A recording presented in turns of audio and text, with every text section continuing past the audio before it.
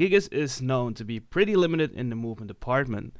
Comparing his backdash and his sidestep efficiency with the rest of his cast, you can say Gigas might be one of the worst in the game. But this is where Gigas comes with one of the most unique tools in my opinion in Tekken 7, and we call this move the Enraged How, also known as down 3+4. Let's talk about this.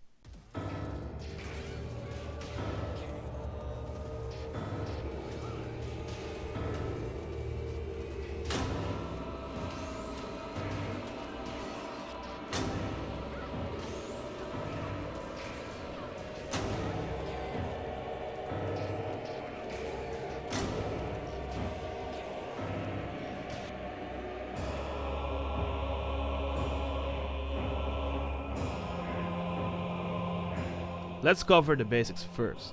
It is a power crush that absorbs all mids and highs.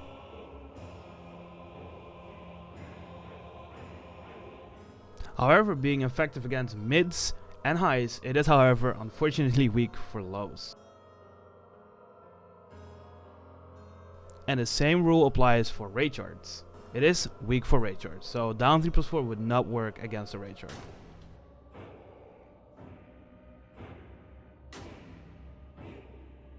Compared to the other power crushes we have, like down 1+2, it does absorb a little bit more damage.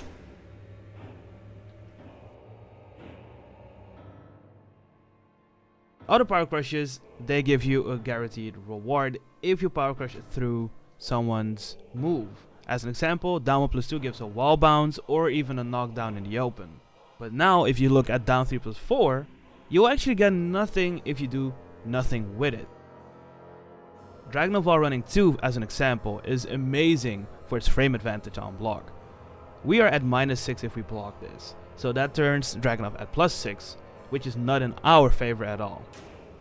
But what if I said that down 3+4 is one of the best tools in the game to actually negate the frame advantage on block?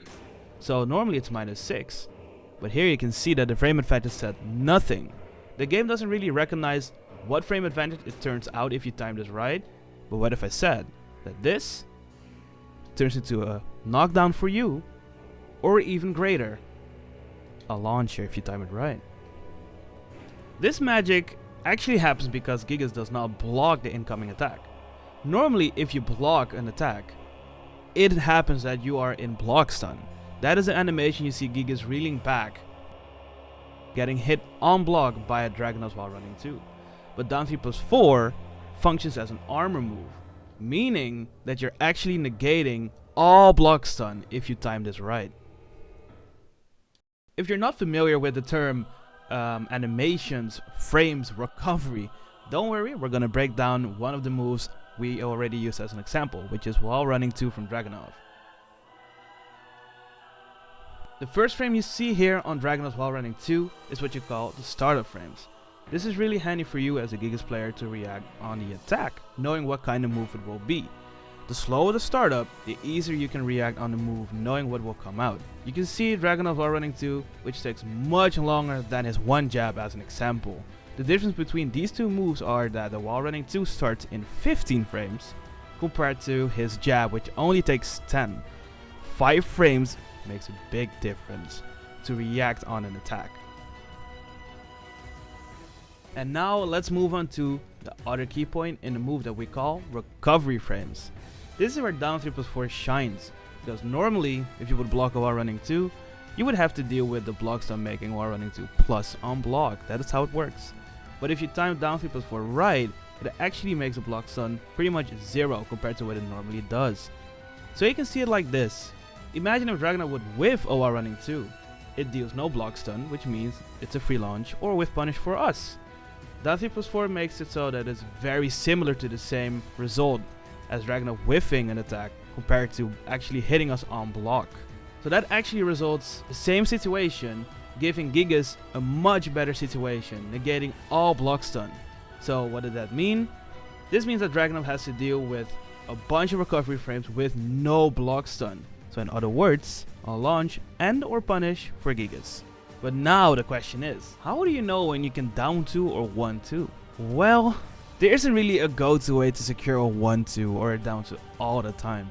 This in my experience goes to just knowing the matchup and or moves that they use frequently. And the best tip I can give you, unfortunately, is, I know people don't like this answer, but it really is a go-to, is to lab the matchup or maybe the moves you struggle against. So let's start a game and see if I can help you with labbing and timing your down 3+4 a little bit more sharply. We recorded a pretty easy but pretty common move, which is pulse 4-1+2. It is +3 on block and it's I-20, so that means it's in 20 frames startup. So it's relatively slow. I made it so that you can see the timing windows. So what this means is if it's green, it means it's the perfect timing so you can launch it.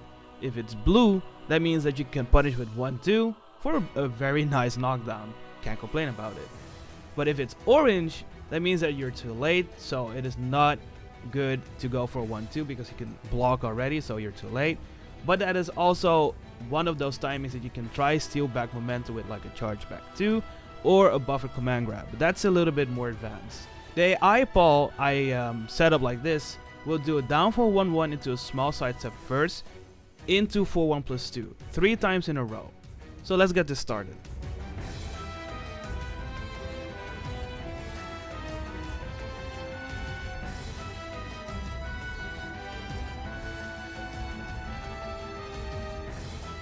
So as you can see, the rule of thumb is the more you make down 3+4 linger early on, the better your odds are to punish harder.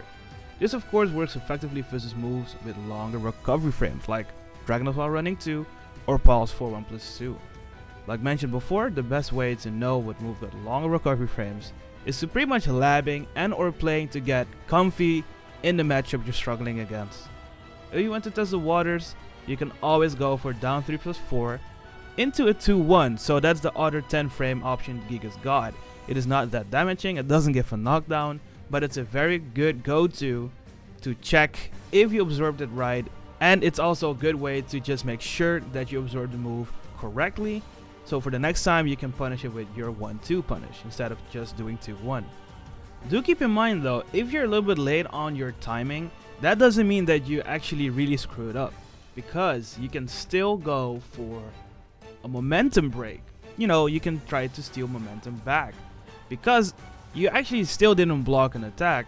Most of the times the enemy will also see that you didn't block, and or they will try to overextend for a string so you can actually bait the entire string if it's a string, or they will go a little bit on the defensive side, and that is your moment to go for a back 2,